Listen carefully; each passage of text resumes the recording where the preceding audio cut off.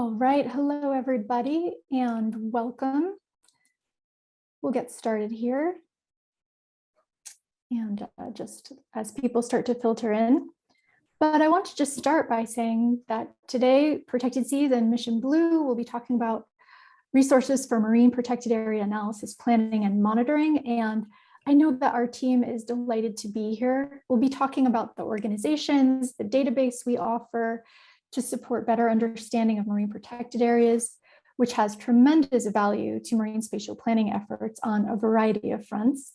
And in addition, we're happy to be announcing a new partnership, and a panel conversation will follow immediately after the presentation. So please, just a point of organization here, please submit your questions into the Q&A box at the bottom of your screen, not the chat feature.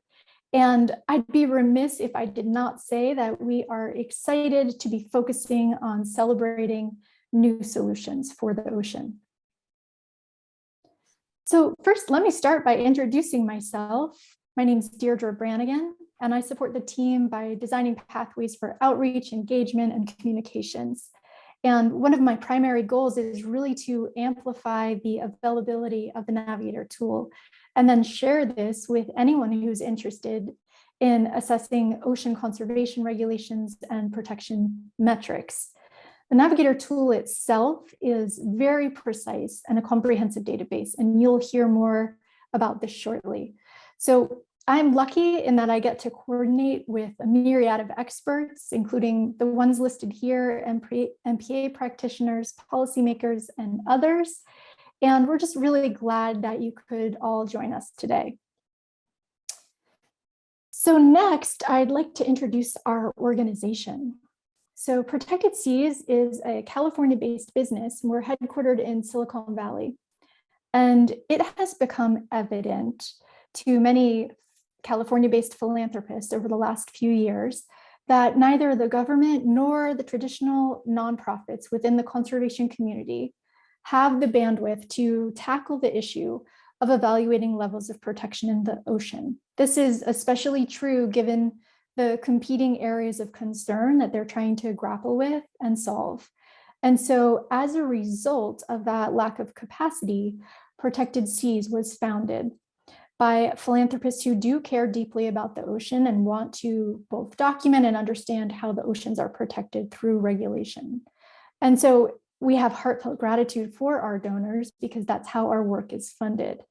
It is important for me to note that Protected Seas is not in any way an environmental advocacy group, but rather we are a neutral purveyor of data. And the primary reason that Protected Seas was created was to develop tools that would answer the complexities to this seemingly simple question of where are the oceans most protected? And those of you in marine policy, conservation, or legislative positions know that it's a very complicated answer. And so Protected Seas is coming at this from an innovative problem-solving approach versus a typical, more bureaucratic one. So in many ways, Protected Seas is a legal and spatial brain trust used to fill data gaps. And as our federal partners remind us, there's no other data set or data source like this for the US or elsewhere.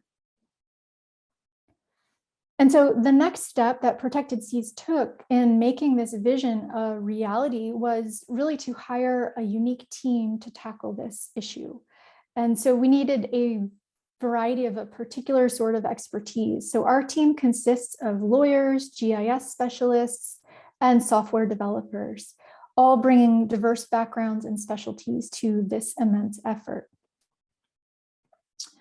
The next step that we took was aligning with an amazing partner. The National Oceanic and Atmospheric Administration's Marine Protected Area Center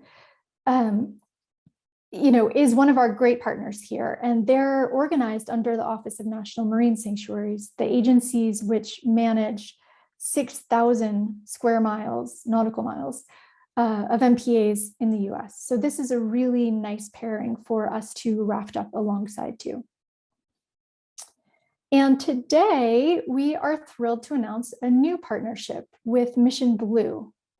And this new partnership between Mission Blue and Protected Seas, it links the most comprehensive database of marine conservation measures with the identification of critical areas in need of protection. And so the HopeSpot map provides an in-depth description for all of these 140 special ocean areas as identified by Mission Blue. And so we're thrilled to be collaborating with Dr. Sylvia Earle and her team. And this is just a fabulous opportunity for us. So to have this new partner. And so in a moment here, I will introduce Brett. But before I do, I just wanted to show you the link to the HopeSpots map that we'll be reviewing today. And I'm really happy to introduce Brett here, as we've been working closely on this partnership over the last couple of months. So by way of introduction, Brett has been doing some absolutely fabulous work, which you will see evidence of momentarily. He's the Director of Communications at Mission Blue and oversees the communications program, as well as shoots videos for Expedition. And he's really focused his career on producing these communication strategies, building content and video production, and working for organizations that better serve our planet. So with that, I'll stop my screen share, Brett, and turn it over to you. Welcome. Awesome. Thank you so much. I'm super duper happy to be here. We are so excited to be partnering with you guys, and just happy to be here while all the fun is happening in Lisbon as well at the Ocean Conference, the UN. So there's just a whole lot going on right now. It's really exciting. So I'm going to start a timer here so I don't blab on past the amount of time that I'm allotted. But let me just jump in here. I'm going to do a just quick overview of Mission Blue, kind of what we're all about. And then I'll finish my my piece with a video that we recorded of Dr. Sylvia Earle, who is the founder of Mission Blue, and some of her remarks on this awesome partnership that we have. So I'll just start by sharing my screen here a little bit. So hopefully you guys can see this. So there she is, Dr. Sylvia Earle. She is our founder and our North Star. And she gave an amazing TED Talk way back when, in 2009. She won the TED Prize. So she got to make a wish. And her wish was, she's a very ambitious person and she's very bold. And her wish was essentially to save the ocean. So she gave an amazing TED Talk that I really would recommend to anybody. And the crux of her TED Talk was HopeSpots, which we'll describe a little bit more in a second. But if you haven't seen this TED Talk, it is incredible. And so out of that, Mission Blue, the nonprofit, was founded with the goal of making her vision come to life. And also a movie was created called the Mission Blue film, which is available on Netflix, which also really encapsulates Sylvia's vision, and is also just a great documentary. So if you haven't seen that, that'll be a great watch, and it'll also help you understand a little bit more about Mission Blue. So HopeSpots, these are areas in the ocean that are identified by our HopeSpots Council. Well, actually, I should say they're nominated by people on the ground in these areas and then vetted by our HopeSpots Council to be approved as HopeSpots. And the basic idea here is that HopeSpots are areas that, if protected well, can form the seeds of tomorrow's healthy ocean. It's a roadmap of sorts for us to nurse the ocean back to health. The ocean is so big, where do we start? HopeSpots is a way to sort of say, let's start here, let's start here. Some HopeSpots have full protection. Some HopeSpots have no protection. Some have MPAs but aren't well enforced. And so it's a sort of a big tent, we could say, of all these areas. And the idea is if they can be strongly protected, ideally no-take marine reserves, then that's a real start to nursing the ocean back to health, to meeting the 30% by 2030 goal, and so forth. So then Mission Blue, as sort of as a nonprofit, we really are advocating for these HopeSpots. And so if you look at our website, you can see that we have lots of updates and news coming in about different HopeSpots. I would encourage you to go there and look at our updates today, because there's been amazing news coming out of Lisbon yesterday and the day before. Huge expansion in Colombia. They've met their 30 by 30 goal. A wonderful partnership that we're talking about now. We've got Uruguay is stepping up to the plate and committing to do 10% of their EEZ. And we've also got Portugal that is announcing expansions in the Azores Archipelago Hope Spot. So there's a lot of really, and the Dominican Republic also stepping up and starting the process to get to 30% by 2030. So there's been some crazy cool developments in Lisbon, and you can read them on our website and other places. We also have a really strong, we're like a digital first sort of organization. So we have a really strong social media component. And so, you can always check in on all of our social media properties. We've got a really big following. We've got a great newsletter. And so, on our Twitter, Instagram, you name it, you can see what's going on in our hope spots, specifically as it relates, the thing we're most interested in are marine protected areas. That's the vision that Sylvia had, a worldwide network of marine protected areas that are, can be big enough to protect the ocean. So those are our hope spots. So if you check out our hope spot page, you can see in real time how many hope spots we have, and we're launching them constantly because folks are constantly nominating hope spots. They're being vetted and we're launching them. And you can see, a map of the planet, all the hope spots on them. You can jump into all the different hope spots and you can learn, what's going on in the hope spot, through story maps. And this is all comes from our champions. So we're not making this up in California. Which is where we're based. This is coming from our champions all over the world. And so not only are we able to sort of look at the different hope spots here, but we also have a media library on the back end of photos and videos and documents. These are all the photographers, for example, from the Argyll Coast Hope Spot up in Scotland.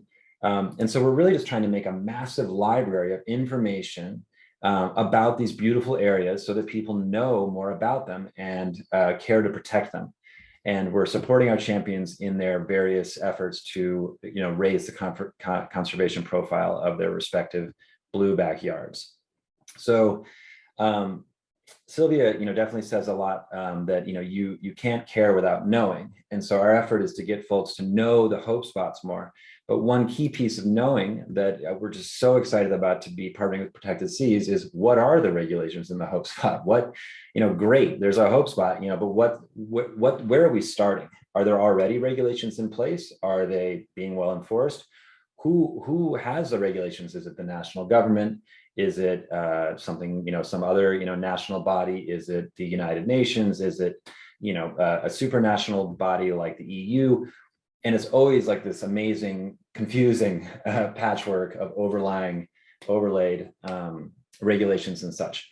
So this map, we're just super excited about, because it allows folks to see not only the hope spots, but also start to get a sense of, all right, okay, cool. So we've got, let's see here, Revillagigedo. So there's a hope spot. And then in Revillagigedo, what do we have going on there? And there we go. So we can look at the Mission Blue Hope Spot, where you get some of our content sort of telling the story, but then the amazing data that Protected Seas is bringing in here, here's where the rubber hits the road. Here's, we at Mission Blue can say this area is fully protected or heavily protected, which it is, but here are actually, kind of what is happening in the area. And so this, I feel like we're just scratching the surface of how useful this is going to be for our audience, and also for, scientists and policymakers that want to look at the hope spot, plan, but also kind of understand where the actual conservation policy is on all this stuff. So that's really exciting. Definitely the person most excited about this partnership was Dr. Sylvia Earle. She really was excited about what's going on here and continues to be. And I know she's in Lisbon right now, and just super excited about this. So we did record a video that I can play right now, getting some remarks from Dr. Earle, and I will do that if I can manage to not mess this up. Okay, here we go. For understanding the ocean, and certainly for protecting the ocean, the science of where is essential. But more than that, we need to know the science of what. What regulations are currently in place that exist about fishing, about protection or lack of it? It's a good starting place. If you don't have that, you really don't know where you are. It is not only useful, it's really essential for what we're trying to do at Mission Blue in designating and encouraging the designation of hope spots to have this kind of information. We are really thrilled to be partnering with Protected Seas, which has a mapping tool called Navigator that has data for over 18,000 marine protected areas in more than 109 countries. The Navigator program is primarily focused on a precise mission to collate existing data related to global marine protected areas with a focus on the site-specific associated regulations and levels of fishing protections. This tool includes a synopsis of key regulations as well as the allowed status of various fishing methods and human activities. No one can understand ocean protection without first understanding existing ocean regulations. You can't care if you don't know.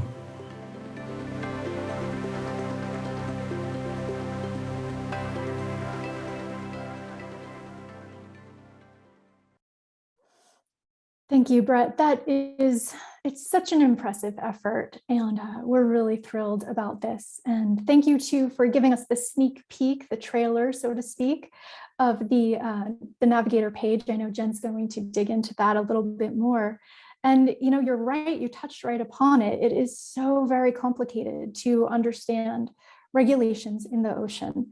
And I think Sylvia really nailed it with her comments, is no one can figure this out without the underpinning of understanding marine regulations in the ocean. That's the first step to making any sort of assessment.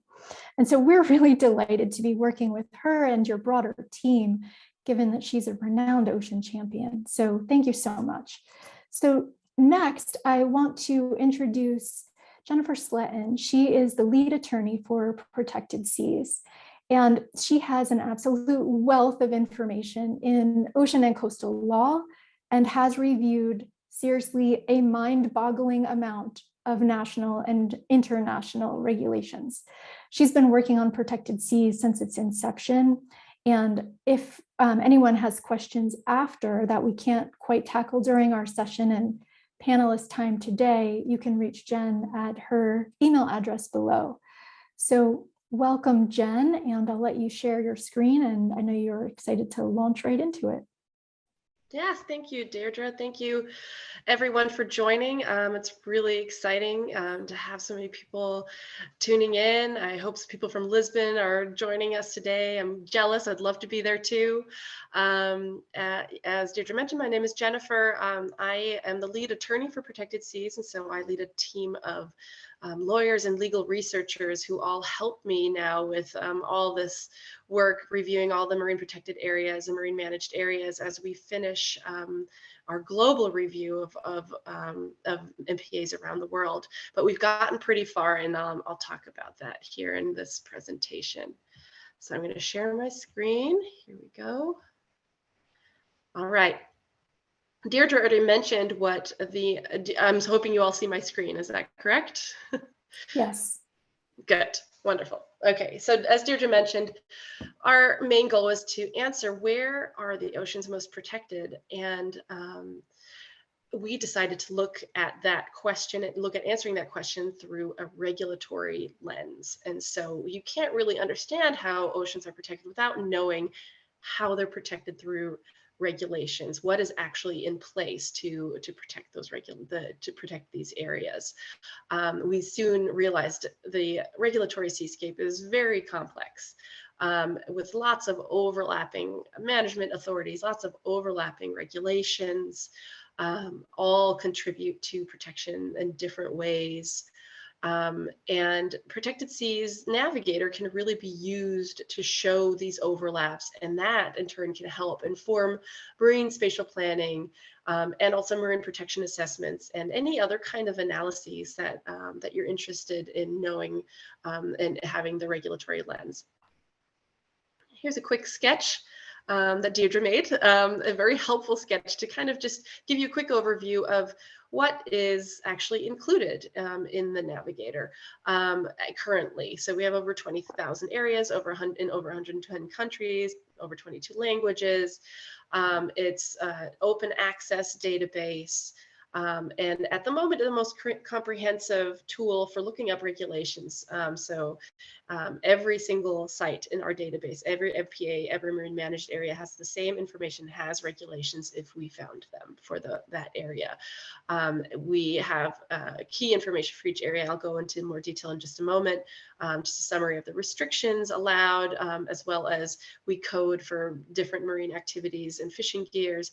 And every site in our database also has a level of fishing protection score, which gives you an idea of how stringent the regulations on fishing are. And to really kind of look at what we are. So we, as Deirdre mentioned, we're not an advocacy organization. We're neutral.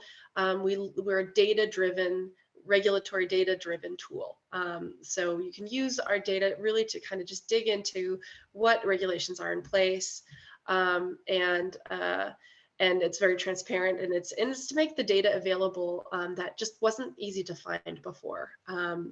So again, open access, you can download the data from our website, or you can also just go to our map and click around and see the protections in place. We're over 80% done. We anticipate completion by the end of this year, as I mentioned, and have all kinds of data for all of the 20,000 MPAs and MMAs in our database. In terms of assessments towards marine protection, you really do need to know the regulations in order to make marine protection assessments. Without a solid understanding of that, you just don't, there's just no way to know how protected any area is. And that's why our data can be so useful for that particular use. We have MPAs as well as marine managed areas, so we don't just focus on one type of marine protection or one type of regulation, and so that allows really large and or small scale analyses and side-by-side comparisons and analyses of marine protections. Now, a couple of years ago, we did an assessment for the United States. So we had a look at how protected U.S. waters are from fishing. We came to a number of 25.2% of U.S. waters are highly protected from fishing. So we rounded down here. And here's also a breakdown of by region. As you can see, even though we're at about 25% highly protected just from fishing based on our level of fishing protection score, most of that protection does come from the Pacific Islands. So our analysis showed that about 99% of that protection comes from the Pacific Islands, which are over 50% protected from fishing. All right, so here's a breakdown of all the attribute information that we do have in our database. We have some basic information, just site names, managing authority, but also summaries on purpose, restrictions, and allowed. We have links to the regulations and links to the MPA websites. And then we code, as I mentioned, we code for different marine activities, including also fishing gear restrictions. So this is a breakdown of all the information that we include in our database. All right. And you've seen the map a couple of times already here. So it's pretty straightforward, mpa.protectedseas.net. You can click into any area where we've mapped that region and see a breakdown of the areas that are included there. And then you can click on the site name and see all of the attribute information that we've gathered. But let me go back to the Hope Spots map here. Go, loading. Okay, great. So as Brett showed you, you can see on the map all the hope spots are in purple. Here's the legend here. As it loads, I'll just explain the kind of breakdown of the color. So we have the Mission Blue hope spots in purple, and then any area where we have coded a high level of fishing protection, so it's a no-take area, those are red, and then darker blue is pretty heavily restricted from fishing, and then the least restrictive areas are very light blue. All right, let's zoom in so we can have a look here. I am also going to have a look. Oh, excuse me, sorry. So let's click in. That's not where I was going to click in. Let's click in right there. Oops. Sorry, my internet connection is a little slow, it seems. So let's click in right here. There we go. And so as Brett showed you, you can see the information that from Mission Blue on this hope spot. And then you can also see on the Navigator map the areas that overlap in that, that one spot. So sometimes you can see up to 20 overlapping designations here, 20 overlapping sites. We order them by protectiveness. So the most protective will always be on top.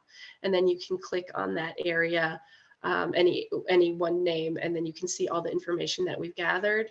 A breakdown of the restricted activities and what we've found is allowed, if anything, how you can report any violations, and then you can link directly to the MPA website or the regulations. And then importantly, at the top here, if you're clicking around in your area and you want to leave some feedback, please click this button and let us know anything you see. And then you can also go to this overlay here and you can click on and off, for example, where is commercial fishing prohibited, then that will show up specifically there in orange, and same with recreational, for example. And so you have a few overlays as well. You can access this, as I mentioned, mpa.protectedseas.net/hopespots, or you can go to our website at protectedseas.net, and you go to Navigator Maps and it links directly from there as well. And as that loads, I'm going to stop sharing my screen, and thank you very much. And pass it back to you, Deirdre. Thanks. Yeah, Jen, thanks so much. That's a terrific overview, and I know that there was a ton of content there, quite a bit more than could be tackled in 10 or 15 minutes. So one thing I wanted to suggest is, Jen, you were one of the lead authors on that marine policy paper. For people on the webinar today, if you could quickly just drop in that link into the chat box so anyone can access that. I know there's a tremendous amount of work that went into that. And Absolutely. I should say too, our team is so, thanks, Jen. Our team is so very humble, but this really has been a boatload of effort, as those on the call can imagine, to collate all of the regulations, the codified legal regulations, not the speculative, into one place for 80% of our blue planet. It's a really impressive effort. And if you think about it, our team has taken 7 years of very dedicated, focused effort to do this. If you were to put that in the equivalency of one full-time employee, it would be on the order of anywhere between 38 and 42 years. So it's really a fabulous tool, and we want people to start using it. So feel free, anyone on the call today can start learning more about your favorite marine protected areas and OECMs. With that, I will introduce my colleague, Brendan Tugger here, and he'll be providing an overview of the Marine Monitor project today.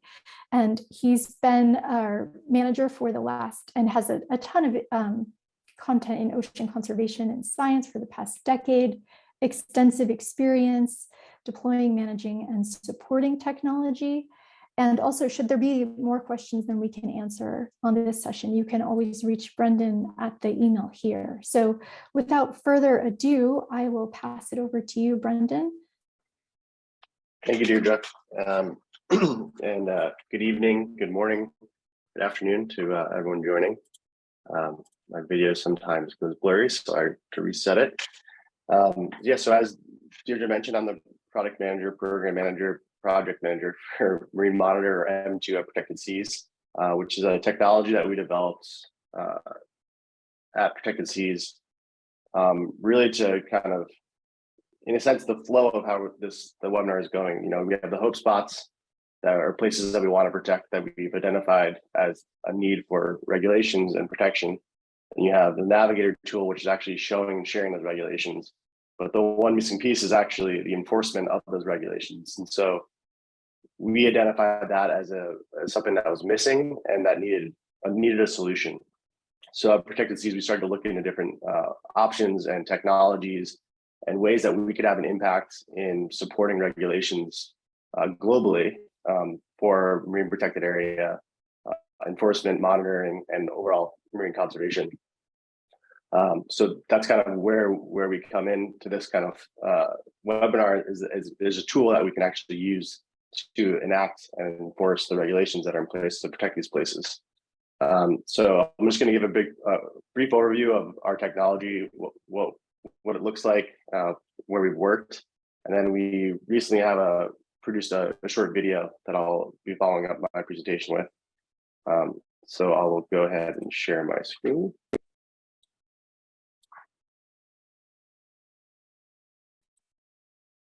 So hopefully everyone can see that. So kind of as I mentioned, technology is a growing part of conservation and is becoming required really to some extent to provide tools to enable effective management of marine protected areas and in just general marine managed areas for that matter. M2 was developed as a technology solution really to focus on how humans are using the ocean, specifically through shore-based radar systems, as you can see here in the image, that monitor human use of these small-scale nearshore MPAs. And so there are, a number of different protected areas, marine managed areas, as Jennifer was showing in our map, and Brett also mentioned. But these are vast areas that are difficult to manage. Even the technologies that are available are limiting. So we really focus on the nearshore MPA, the small-scale subsistence fisheries, protected areas, so that these local communities, local governments can really focus on this kind of refined area and to provide a tool that goes beyond regulations and provides something that can actually support action. As was briefly mentioned, M2 is a program of Protected Seas. We're based in California, but we have staff around the United States. We started the project in 2015, and since then have deployed 30 systems in over 10 countries. And we're at the core of our program is our team, the small interdisciplinary team, but we have extensive experience working in ocean conservation science and technology. Also, through our work, we've worked with a variety of different partners throughout the world, including local governments, communities, NGOs, law enforcement, and academia to support our systems. As I mentioned, we work throughout the world, and we're continuously looking for new opportunities and partners to work with to support and deploy additional systems. As you can see here is a snapshot of where we're currently working, and we have a handful of other locations that we're actively working with partners and organizations on the ground to vet and identify as potential new locations. We have a small team, but we also provide real-time support globally to both customers and partners throughout the world. So what is M2? This is just kind of a quick rundown of the actual hardware and the technology, in the sense that it can be somewhat intimidating to approach something like this, because it's a big machine with a variety of technology. But really, at its core, it's just a monitoring platform that's used to just monitor human use, and it can monitor commercial vessels moving through shipping channels down to recreational fishing or small-scale kayaks and things of that nature, utilizing the marine environment. M2 uses a radar system to identify and track boats on the water. So you can see here, that's the radar antenna in the picture. And this is the same type of radar that you'd use on a small recreational boat for navigation. We also have a camera that incorporates, it takes pictures of targets on the water so that the activity can be documented and recorded. The system provides continuous data collection and operates 24 hours a day, 7 days a week, 365 days a year. So it's always operating. It's 100% autonomous, and it can be deployed in a variety of different locations, including very remote and rugged areas. M2 was originally designed to support MPA monitoring and enforcement efforts, as I mentioned, but since its inception, M2 has also emerged as a valuable tool for other applications as well.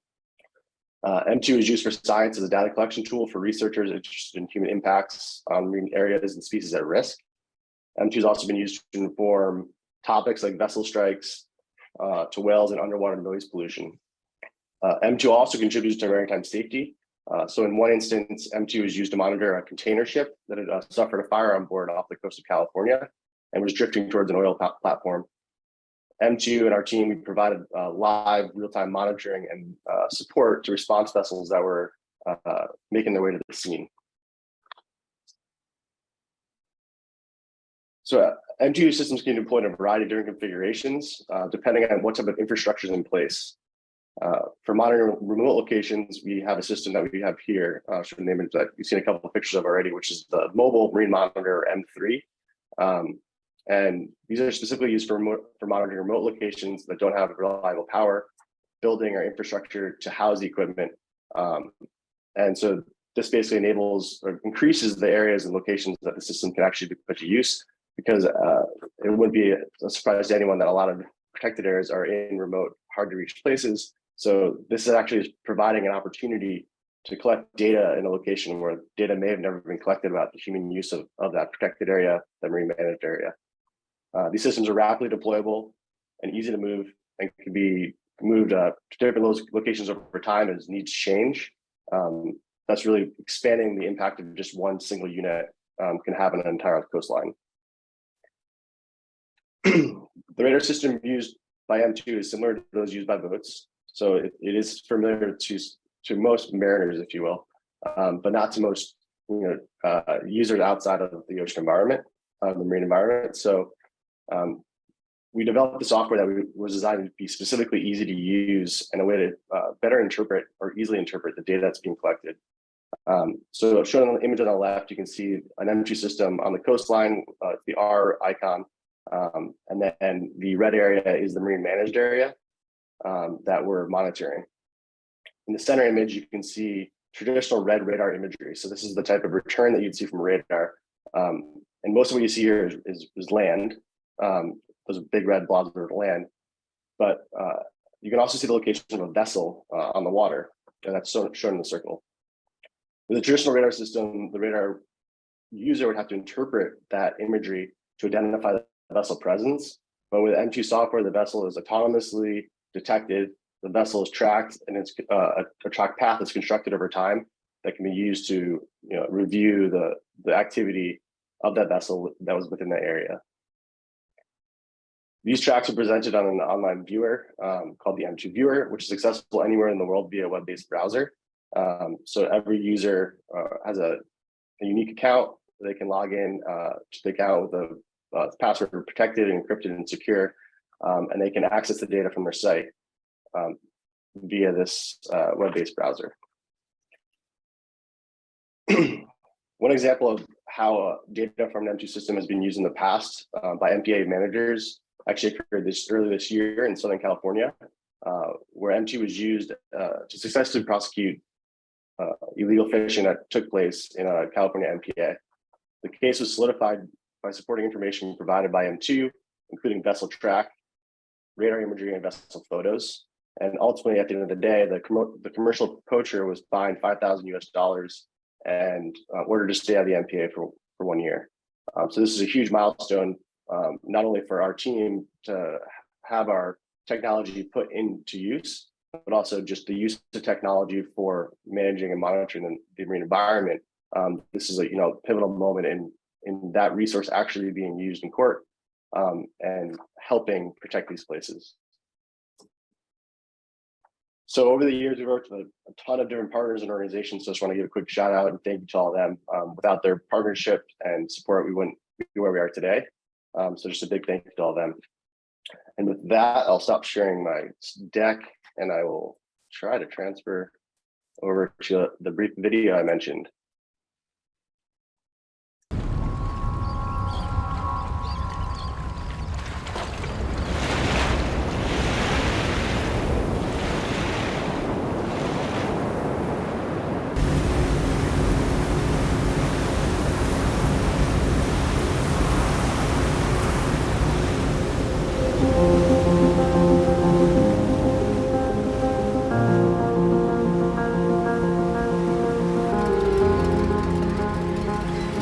Marine monitor systems have been deployed across the world's oceans to provide affordable and accessible technology for managing human activity.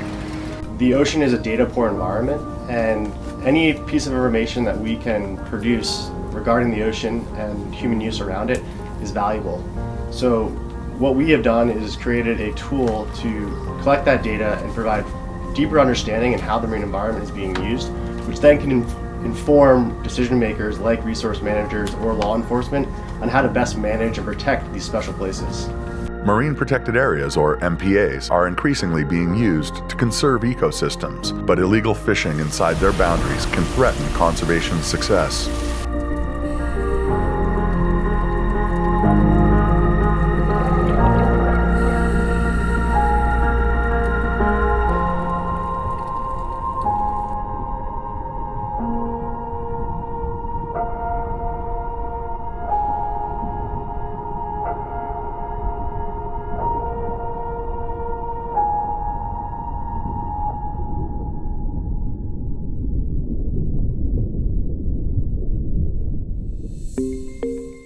There are a number of solutions for monitoring activity near MPAs, including traditional methods like AIS and VMS systems, and developing technologies like drone surveillance and satellite-based systems. But these can be limited by revisit time, cloudy conditions, and may not perform well in highly trafficked urban coastal areas. Shore-based radar is an effective method for monitoring non-cooperative vessels at an affordable cost. Radar designed for navigation is a familiar tool for many vessel operators and is especially useful for monitoring local areas at a high resolution. M2 integrates radar tracking with custom software and AI to record and report on activity near MPAs 24 hours a day, 7 days a week, turning it into a virtual security system. M2 systems are typically deployed along the coast, either integrated with existing power and internet or using a mobile off-grid trailer.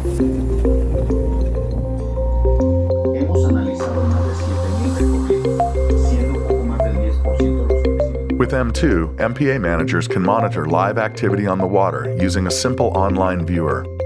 Email and text alerts provide real-time notifications of potential illegal fishing. Custom reports show heat maps of traffic and identify times of peak activity. These daily, weekly, and monthly reports can help MPA managers plan patrols more effectively. Over 30 M2 systems have been deployed across 10 countries, with more sites identified and deployments in progress. These systems monitor MPAs in a variety of areas, from remote island locations to urbanized coastlines. In Southern California, M2 data were used to successfully convict a commercial passenger fishing vessel that was poaching inside MPA boundaries. So much of conservation work is driven by data and needs to be driven by data. In order to protect marine protected areas and marine regions, we need to understand trends and what's happening. We need to understand the scale and the nature of the problems that exist in those areas. M2 also helps communities in developing states effectively manage their MPAs and fisheries. Data to support decision-making and affordable technology help reduce enforcement costs, saving gas and valuable patrol time. My name is Junior Camon, and I am Maralong State Division of Conservation and Law Enforcement Coordinator. Maralong is 197 square kilometers marine area, and about 42 square kilometers of it is protected areas. The main threats we face today as enforcement officers for along the CLE is mainly poachers, as well as effects of climate change. With a partnership of One Reef, we had an M2 radar, and it's a very good tool to use. Because M2 is a lower cost monitoring system, NGOs have donated systems to smaller communities that have applied for help monitoring their local MPAs. The lower cost of the M2 and its high resolution view of the coastline appeals to governments for diverse applications, from whale conservation to marine safety. M2 also partners with funders to identify MPAs that would benefit from this technology and get systems in the field. To ensure success, we evaluate appropriate sites based on geography and community engagement. Contact us if you have a special marine area near shore that needs protection or want to support the protection of more MPAs around the world. Communities taking care of their own places. So I think that's our vision is really to get this ramped up to hundreds of endangered marine protected areas in the next 10 years. And we hope that you'll join us.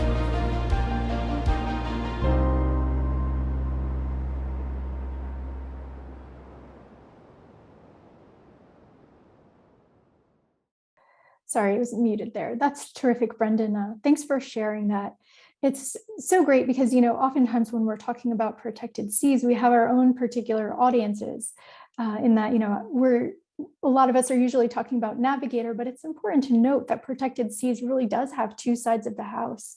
The educational side being how people can understand what the regulations are, and then the enforcement side, which is more the M2 project. And I think it's amazing and terrific that a superintendent of an MPA could be, sitting at her desk, and yet through the product that you guys are offering, Brendan, is just being able to see what's actually happening on the water for those areas that they regulate. And so that's really valuable.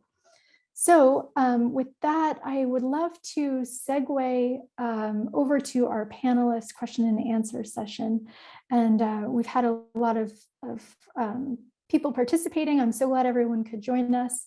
And just to put a fine point on it again is that, Protected Seas is not an advocacy group. We're really seeking to accurately document the reality of regulations for the MPAs and the OECMs, and offering this in an innovative, problem-solving way, kind of going back to our Silicon Valley roots in a way that governments haven't been able to thus far. So thank you for the opportunity to present today. And I'm going to start with some questions. But before I do, I just wanted to point everyone towards the our contact information here, should there be something that we don't quite get to. Okay, so with that, let me go to our questions. So the first question that came in, Brett, I'm going to punt this over to you.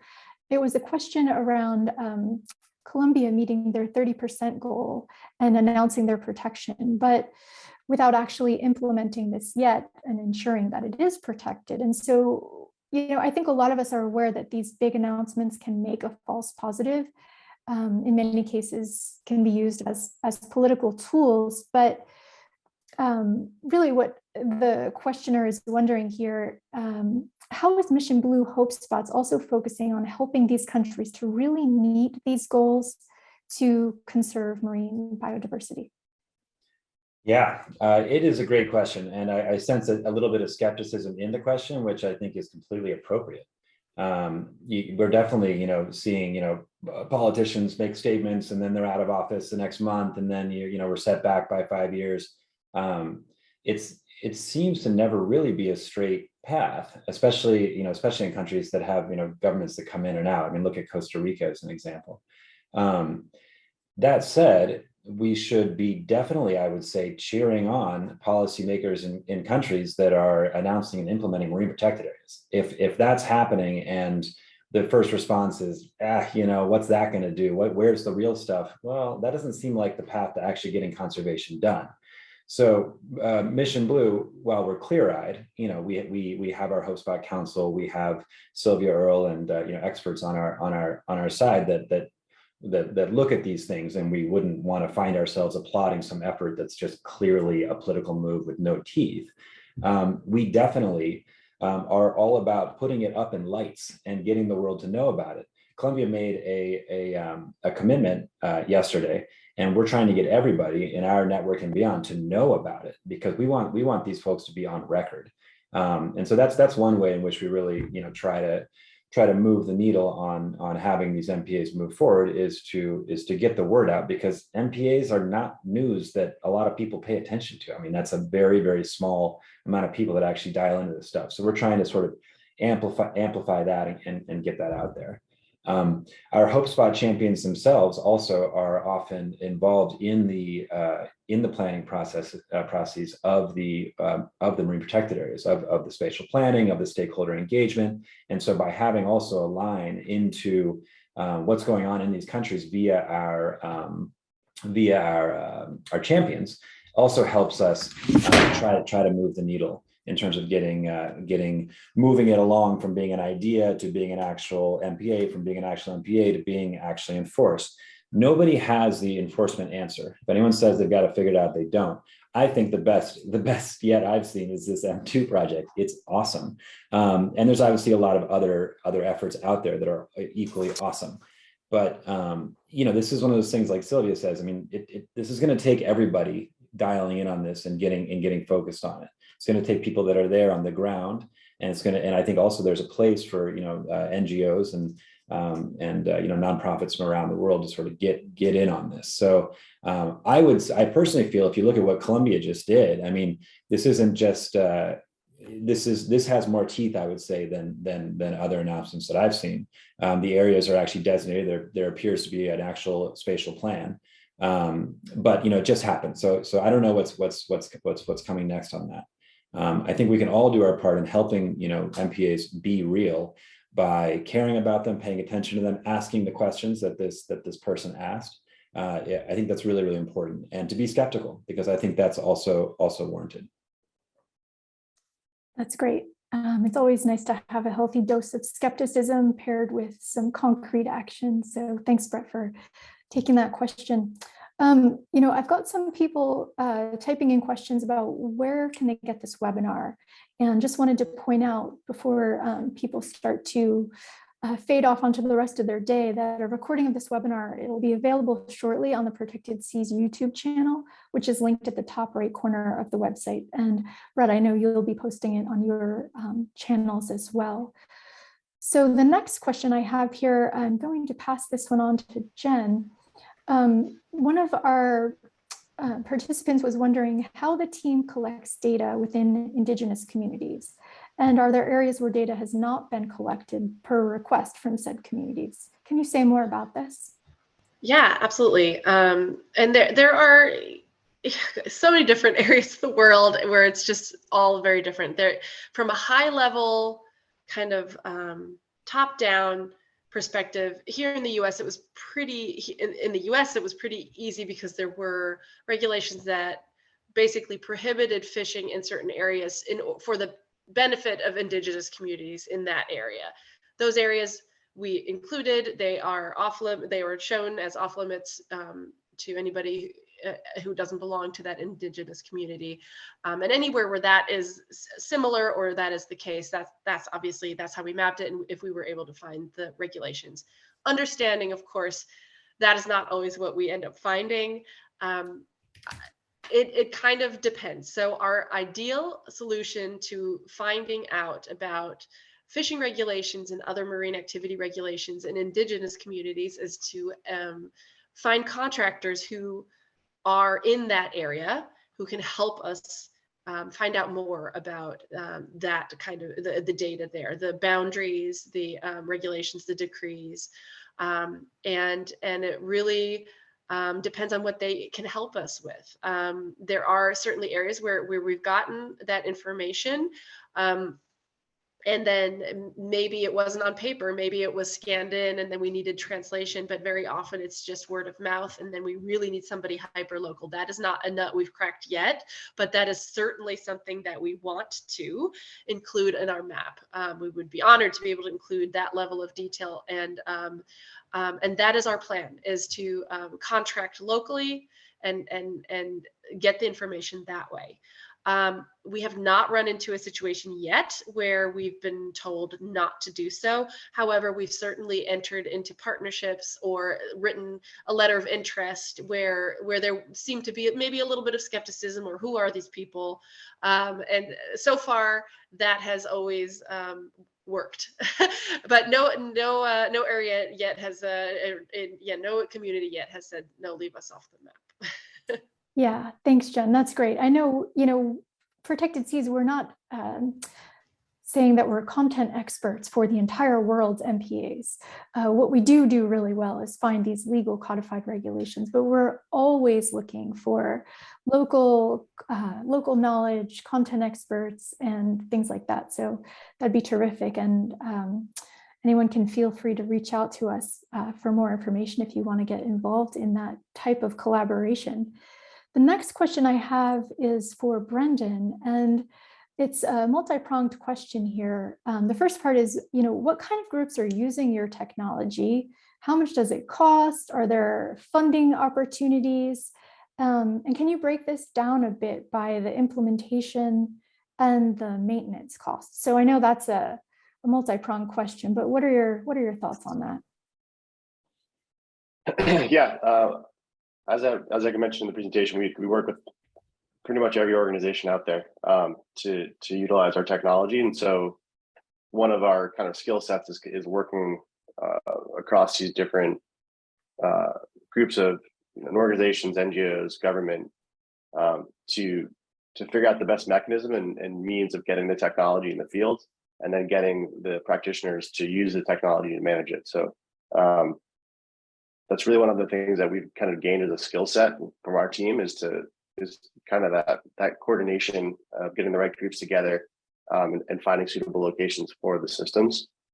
From a cost perspective, the system it's difficult to talk about sometimes because it's expensive to some groups and it's really not that expensive to others. And I just want to be clear that we designed this technology to be as cheap as possible. We're not a for-profit company. Our mission is to get technology in the field. And we've done that by creating a technology for as cheap as possible that is generally very expensive and not accessible, especially for like resource managers, marine resource managers. So depending on what's at the site really depends on how much the system costs. So if a location has infrastructure in place, like a building, power, an internet connection, things like that, the system's around $100,000.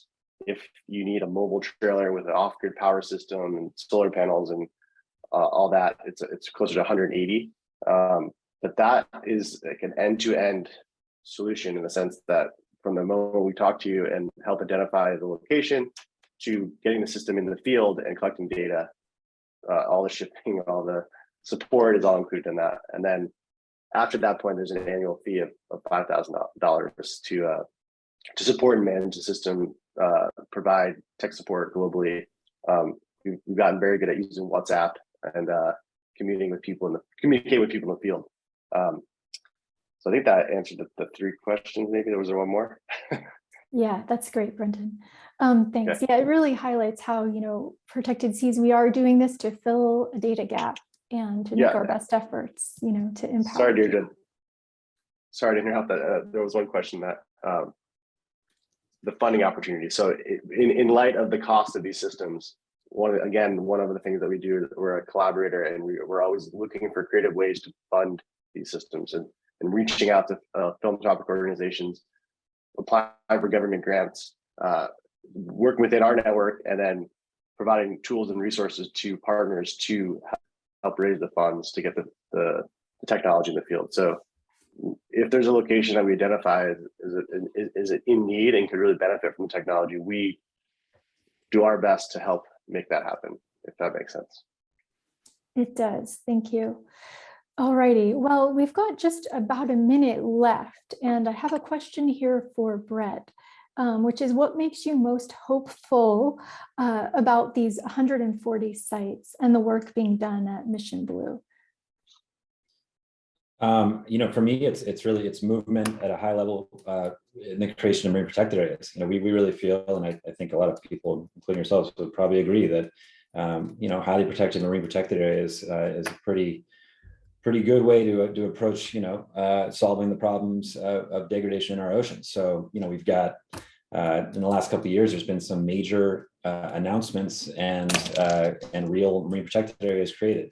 Enforcement issues, probably. think they most have them, but it's a step in the right direction. We've got Revillagigedo, Azores is getting expanded. We've got Malpelo, which has been expanded now twice.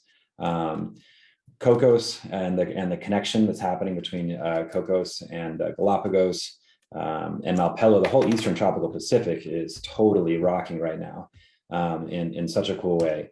And so that gives me a lot of hope. And I think that, we're just getting started. And when I say we, I don't mean Mission Blue. I mean, all of us, everyone who cares about the ocean, we're making this push. At this point, about almost 2.5% of the ocean is fully or highly protected. Yeah, I mean, that'd be cool if that number was higher, but that number was certainly lower just a few years ago. And the amount of square kilometers that movement that has happened in the last few years entails is enormous. So I think we need to, keep focusing on the positive here and the momentum we do have, and then focusing on, 30% by 2030 and pushing as hard as we can. And if we get to that point and we're not at 30%, well, if we're further than we are today, then that also makes me hopeful, even though we haven't, quote, hit our goal. So I think the momentum is really in our favor, and that brings me a lot of hope. That's awesome. Thanks. It's nice to end a conversation like this with hope, so that we can be, thinking about the best way to move forward. So we're just a couple of minutes past our time today. And so again, you have everyone's email address that was on this webinar today. So feel free to reach out. And with that, I will just wrap it up for today and say thank you again for everyone who joined. And we'll be in touch shortly through an email about, how you can find out more information. Thanks, everybody. Right. Thank you, everyone. Bye. Have a good day. Bye.